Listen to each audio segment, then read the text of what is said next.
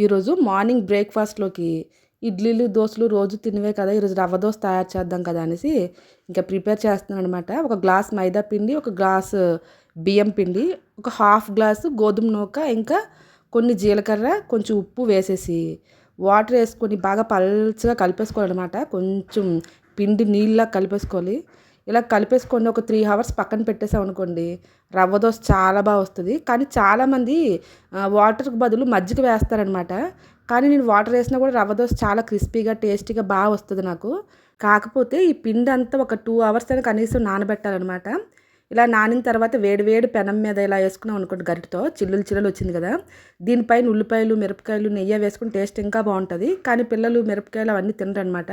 So morning బ్రేక్ఫాస్ట్లోకి అయితే పిల్లలకి rava dosa with పల్లీ చట్నీ, లంచ్లోకి అయితే చికెన్ ఫ్రై, చేపల పులుసు, రైస్, లెమన్, ఇంకా ఆనియన్ అనమాట. ఇంకా లంచ్ అయిపోయిన తర్వాత సండే కదా, మూవీ చూస్తున్నాం.